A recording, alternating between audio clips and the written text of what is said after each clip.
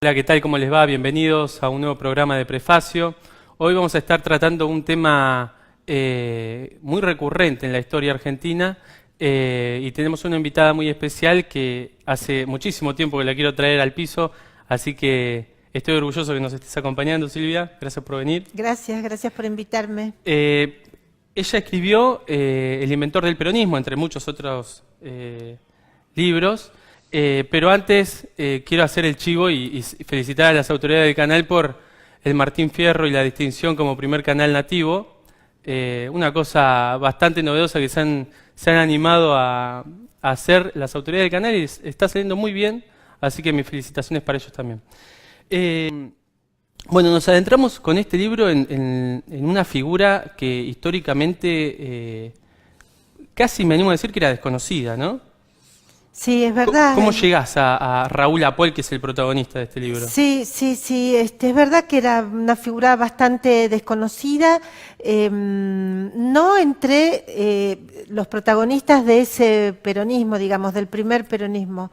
Yo cuento en el libro que, digamos que yo podría decir que crecí escuchando anécdotas vinculadas a Raúl Apol y siempre se mencionaba a Apol así como en voz bajita.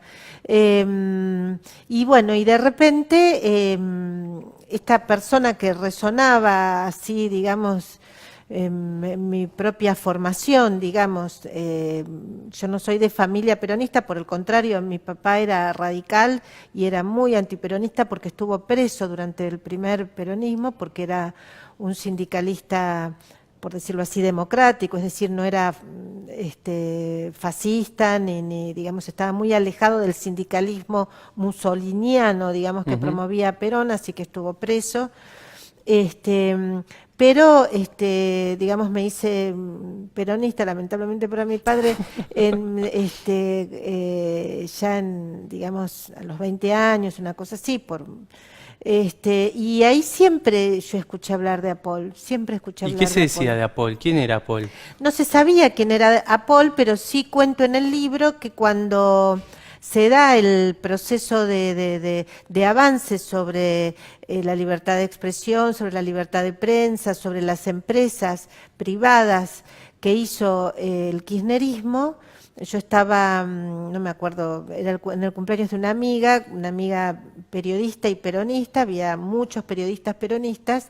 Uno de ellos me cuenta que su tío, Carlos Raffo, que había sido secretario general del diario El Mundo, perdió su trabajo por pedido en el primer peronismo porque Apol llamó por teléfono, se comunicó y dijo que lo echen. Era como si llamara a alguien para echar, digamos, en ese momento a Ricardo Kirchner del diario Clarín, es decir, era una persona muy importante en el esquema de medios privados, en ese momento Carlos Raffo.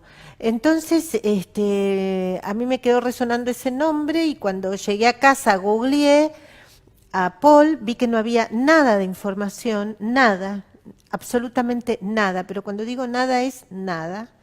Entonces dije, bueno, acá hay algo. Acá no hay tengo, nada, pero hay algo. claro, acá tengo algo para investigar, ahí mismo tomé la decisión y me puse a trabajar y bueno, creo que descubrí, como digo en el libro, un secreto muy importante en Que el ayuda a peronismo. entender al peronismo, porque es como vos decís, dentro de todo ese esquema ideológico, había una pieza que faltaba, ¿no? Había Claro. algo que no te dejaba entender por qué el peronismo fue lo que fue. Sí, yo creo que no hay peronismo sin relato, por eso después el relato peronista.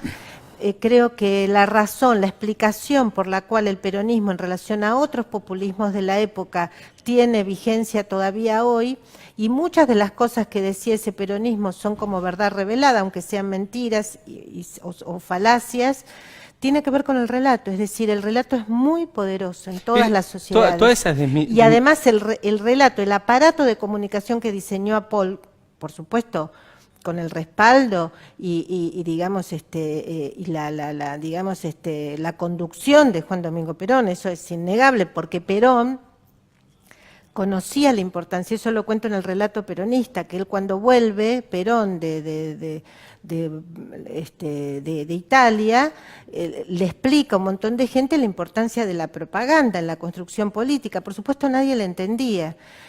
Por eso Apol tuvo el rol que tuvo, por eso el relato, el aparato de comunicación tuvo la importancia que tuvo, porque Perón lo había visto funcionar en Italia, lo había visto funcionar en Alemania. O sea que había como porque en el primer libro, bueno, en el de Apol lo que se ve es se intenta descifrar una persona que no era muy conocida, pero a mí no me pareció tanto que hubiera una sinergia entre el conocimiento de Perón y Apol. Casi me parecía que Apol era eje de todo un esquema comunicacional.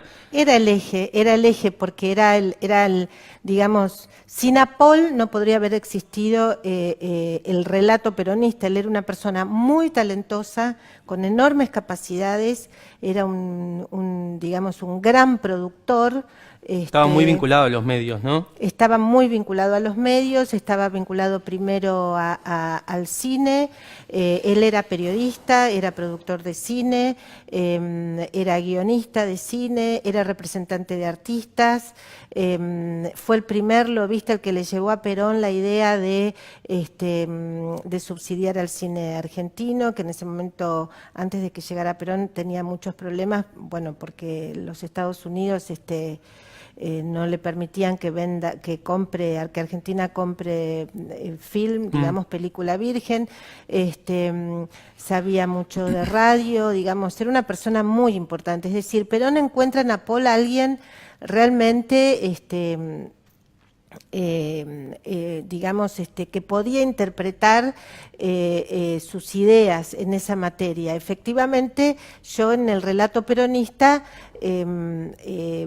trabajo más sobre las ideas de Perón y en materia de propaganda y sobre, digamos, no en el aparato de comunicación que armó Apol, sino sobre el relato, digamos, las ideas que trajo Perón de Italia, que trajo Perón de Europa. El fascismo, ¿no? Que eso es una cuestión que está bueno aclarar porque hay muchos peronistas, yo soy peronista, pero cuando a los peronistas le explicás que el peronismo viene del fascismo, se enojan. Sí. Pero Perón se formó en el fascismo. Bueno, digamos, ¿no? yo siempre cuento que hay dos presidentes que antes de llegar a la primera magistratura tuvieron viajes iniciáticos por fuera de la Argentina. Normalmente nosotros tenemos presidentes bastante localistas, digamos, ¿no? Esa es la palabra, aislados del mundo. Los dos presidentes fueron Domingo Faustino Sarmiento, que tiene un viaje iniciático por Estados Unidos y por Europa, después fue presidente de la Nación, y después Juan Domingo Perón, que estuvo en el lado eje de Europa. Antes de ser presidente. El otro, por supuesto, es Mauricio Macri, que es yo diría que es el tercer presidente con, digamos, con vocación internacional, el tercer presidente que vio el mundo antes de ser presidente. El libro, es interesantísimo analizar el libro sobre el impacto del gobierno de Macri, qué postura toma comunicacionalmente de todo aquello que hizo Perón, pero para no perdernos, vamos de a poco. Vos empezás el libro contando que Kirchner un día recibe a alguien, creo que no das a conocer el nombre de esa persona, y que le explica quién es Apol, que le explica que todos los logros, o toda la trascendencia que logró el peronismo no fue gracias a la obra pública o a los proyectos que pudo materializar, sino al gran aparato del Estado. Contanos cómo empieza la novela dentro de lo que es el kirchnerismo y cómo empieza a absorber todo ese bagaje que cuando vos, insisto, vos lo cotejás en el contenido del libro, claramente hay un intento de imitar lo que hizo el peronismo, ¿no? Sí, yo no diría que Néstor Kirchner busca imitar lo que hizo Perón o Apol, porque Néstor Kirchner ya había implementado este tipo de medidas así de imponer la unanimidad en la opinión o de voz única cuando fue gobernador. Pero sí es curioso que a mí siempre me pareció realmente muy curioso que Néstor Kirchner, en medio del conflicto con el campo, un momento muy difícil que tuvo su gobierno, tanto que incluso estuvo por renunciar, él aceptó entrevistarse con esta persona que había conocido a Raúl Apol siendo él muy joven. Lo había ido a conocer con el hijo de un digamos, de alguien que acompañó a Paul. Los dos tenían 18 o 20 años cuando fueron a verlo a Paul, cuando volvió del exilio. Este otro joven era el hijo de un funcionario de Apol, de alguien que lo acompañó a Paul en su gestión.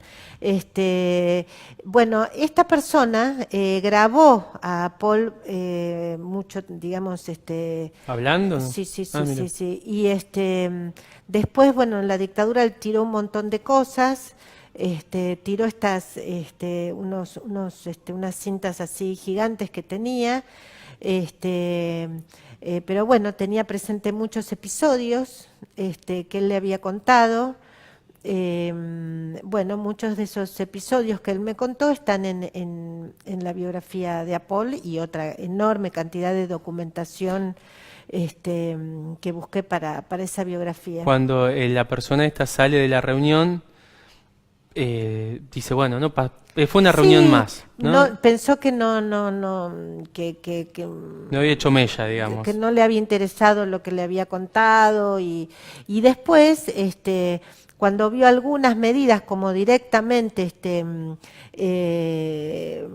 digamos, avanzar sobre los medios privados, digamos, como había hecho Juan Domingo Perón con el diario La Prensa y demás, es decir, medios muy poderosos. El diario La Prensa era el diario más importante de habla hispana y era uno de los grandes, de los 5 diarios más importantes del mundo.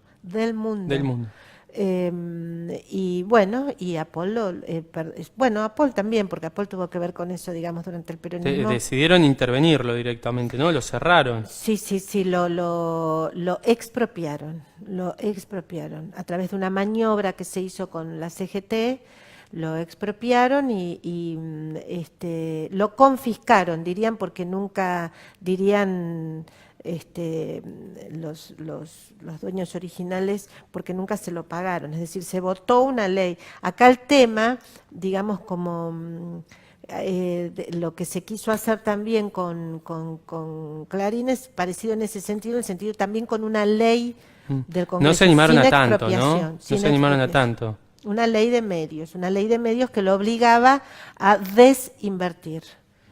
Nos olvidamos que los Kirchner querían que el diario desinvierta. Y insisto, no se animaron a tanto, ¿no? Perón lo cerró el diario directamente. O sea, se lo pasó a la CGT, que digamos está la prensa conducida por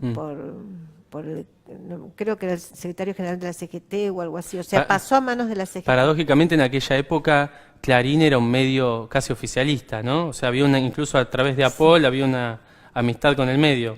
Unos años después pasaría... Es realmente increíble, ¿no? Efectivamente, Roberto Noble, el fundador de Clarín, tenía un perfil, digamos, bastante oficialista, y bueno, y también estaba obligado... Surge en esos años, Clarín, surge en ¿no? 1946. Claro.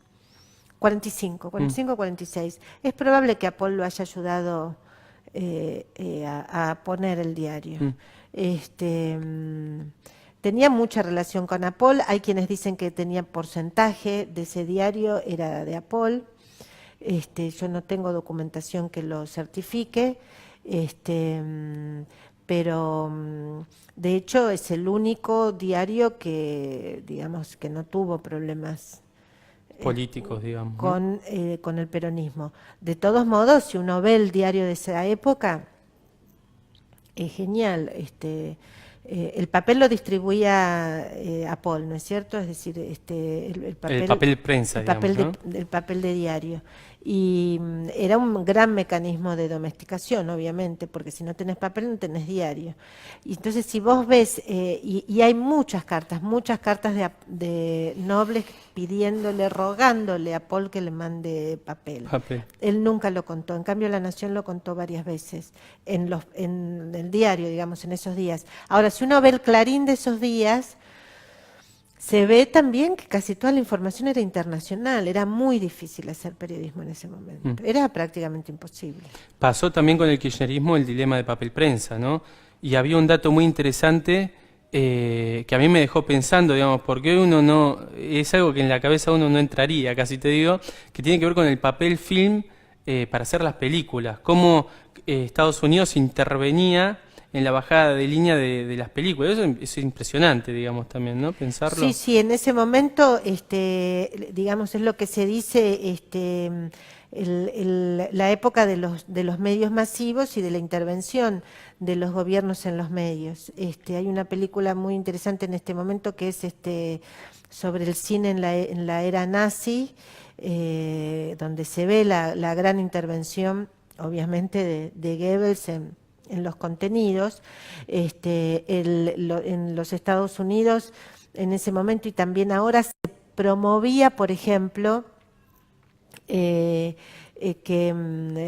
digamos que cuando había cuando alguien ponía, cuando el director ponía una bandera norteamericana, recibía un subsidio, o cuando digamos, se resaltaban los valores norteamericanos, recibía también un respaldo adicional. En Argentina, bueno, evidentemente como la economía es más chica, directamente bueno, todo era un poquito más patético. Claro, uno ve digamos, uno sabe del peronismo lo que decían las películas durante el peronismo, que era un relato absolutamente edulcorado, de que en esa época era todo felicidad, de que bueno, un montón de cosas digamos, que mucha gente sigue creyendo. ¿Por qué? Porque el relato de Apol ha sido muy eficiente. La documentación histórica y la investigación histórica, digamos, académica, dice otra cosa. Lo que pasa es que muchos de esos académicos, que cuando escriben sus libros son rigurosos, igual son peronistas. Entonces, claro, cuando transmiten la información, la transmiten con otro tono y con otro énfasis. Pero con alguna mística, digamos, años, no dejando entrever cierta los pasión días también. peronistas no fueron los más felices. La pregunta del millón es, el kirchnerismo intentó copiar lo que hizo Perón y obviamente establecer un relato. ¿Qué hizo bien y qué hizo mal el kirchnerismo y qué es lo que va a pasar, crees vos, dentro de 30, 40 años con el kirchnerismo y por qué? Bueno, yo lo que creo es que el kirchnerismo es la comedia del drama peronista, es decir, pone fin a 70 años de equívocos en la historia argentina, desde mi punto de vista. Y yo lo que digo, y postulo en este libro y en el relato peronista, que sí, fracasó Perón, no en el relato, sino su modelo político, es decir, encontró un límite cuando no existían las facilidades tecnológicas del siglo XXI, cuando gobernaron los Kirchner. Bueno, obviamente el relato kirchnerista no va a tener el poder hacia el futuro que tuvo, obviamente, esto me parece obvio, que tuvo el peronismo original. ¿Por qué? Porque los diarios siguieron publicando, digamos, porque las películas siguieron existiendo, porque las redes sociales siguieron contando. Es decir, el relato peronista está como encapsulado. Hay pocos diarios, o sea, no había periodismo en ese momento. En la Argentina hay que leer los diarios de los países vecinos, hay que ver los testimonios, hay que ver un montón de documentación que esté por fuera del aparato de comunicación. Por ejemplo, hubo una enorme producción de folletería, enorme, hay una biblioteca entera en el Congreso de la Nación con ese material. Eso reproduce el mismo relato peronista original, es decir, está todo como muy encapsulado, pero digamos, si uno va, por ejemplo, al Congreso y mira los discursos que de todos modos están de la oposición, a pesar de que hicieron todo lo posible para perseguirlos, y bueno, pero quedaron grupitos, aunque sean menores, en la Cámara de Diputados. Es decir, hay como pequeños espacios que la investigación histórica permite encontrar, pero durante el kirchnerismo, bueno, no se pudo, digamos, acallar la voz de los medios independientes, y si bien las películas están subvencionadas o estaban subvencionadas por el Inca y para lograr el subsidio tenías que repetir el relato oficial, bueno, hay un montón de otras cosas que no tenían relato, no tenían el subsidio del Inca y están, digamos, es decir, las facilidades tecnológicas democratizaron ese relato kirchnerista que se quiso imponer. Por lo tanto, no va a tener nunca la vigencia que tuvo el relato peronista original. Hubo una cuestión que a mí me quedó muy grabada del libro, que es en este intento del peronismo de rociar con cierta magia su historial, que tuvo que ver con la muerte de Evita y todo el esfuerzo que hizo el gobierno para tratar de documentar todo ese hecho con lo que fue la primera filmación a color del país, ¿no? Contanos un poco esa anécdota, pues a mí me pareció impresionante. Bueno, demostrando también, porque, digamos, a ver cómo decirlo, el que reconoce la importancia de la comunicación, lo que está, o sea, mucho más hace 70 y pico de años como fue Perón, o sea, es un vanguardista en términos tecnológicos. Uh-huh. Y Apple era también un vanguardista, digamos, lo ha probado. En la biografía yo cuento otros episodios anteriores demostrando realmente el impacto que tenían y el interés que tenían para él las nuevas tecnologías. Cuando muere Eva, entonces Apple lo que busca es, y de hecho se realiza la primer película color en la Argentina. Primero se traen directores de cine de la Fox, digamos, que fueron contratados especialmente para filmar el velorio y bueno, y así se logra la primera. Había un dato que me causó mucho, si no recuerdo mal, vos decís que había solamente una cámara que permitía... Sí. Él trajo una sola cámara, Bueno. no me acuerdo, Cronanger, algo así se Porque llamaba. me puse a ver el documental después de que vos escribiste eso, y es verdad, cuando vos ves el documental de la muerte de Evita, hay una cámara. Sí, sí, sí. Porque digamos, si no te lo Después pones hay otra película que se hizo que es mucho mejor que esa. pero en color también. No en color, en blanco y negro, que hizo un director de cine argentino que ahora no me acuerdo, que es mejor. Es mejor, porque esa tiene esa limitación, era una sola cámara, y eso Claro. Apolo lo sacó, o sea, estaba muy decepcionado, o sea, no creía que semejante director se iba a venir solo con una cámara, pero bueno. Vos hablás que es fundamental para entender el relato peronista, lo hablás en el libro posterior, el famoso renunciamiento, que decís que no fue un renunciamiento. Sí, Contanos fue un poco. una gran puesta de escena, fue digamos, Perón jamás iba a confiar nada, ninguna responsabilidad del Estado en Evita. Lamentablemente esto es así, es muy doloroso para, digamos, aceptar esto, pero es así, es Después una lo verdad hizo histórica. muy equivocadamente con Isabel, ¿no? Sí, ya él estaba muy mal, pero en ese momento no, en ese momento tenía todo muy claro y usó el nombre de Evita para lograr él era un hombre del ejército, pero él tenía un proyecto de, digamos, ya personal. Entonces, cuando se empieza a discutir digamos, el próximo presidente, el ejército no quería que siga siendo Perón, quería ponerlo, por ejemplo, a Domingo Mercante o algún otro. Bueno, ya ahí Domingo Mercante, ya Perón se había encargado de destruirlo. Digamos, quería condicionar la continuidad de Perón, por lo menos poniendo de candidato a vicepresidente a alguien que eligiera el ejército, no que lo eligiera Perón. Tenían una muy buena excusa, y que era el vicepresidente tenía cáncer. En ese momento la gente que tenía cáncer se moría, entonces tenían la excusa perfecta. ¿Qué hizo Perón? Inventó que la CGT le pedía a Evita y armó un mega recontra superacto. Siempre fue muy bueno el peronismo para plantear todos esos esquemas, ¿no? Sí. Entonces, con esa maravilla, además eso lo cuentan otros historiadores antes que yo lo cuento por ahí de una manera, digamos, más atractiva, pero lo cuenta, por ejemplo, Mariano Plovkin en el 17 San Perón. Entonces arma toda esa escena Entonces después Perón les dice a los del ejército, bueno, no te pongo Evita, pero, o sea, como que les hace un gesto al ejército al no escuchar ese reclamo popular, que además la CGT nunca iba a reclamar algo que Perón no quisiera, o sea, eso no existía en ninguna Silvia, idea. para ir terminando, contanos, vos hablás que APOL es el Goebbels de Perón. Contanos hoy qué pasa en el gobierno de Macri. ¿Crees que hay un Goebbels, hay una cabeza detrás de lo que pasa y que casi se ha instalado hasta un modus operandi de cómo manejar la comunicación a partir de eso? Yo creo que Mauricio Macri, así como Perón llega con un diagnóstico de la sociedad del siglo XX, Macri llega con un diagnóstico de la sociedad del siglo XXI.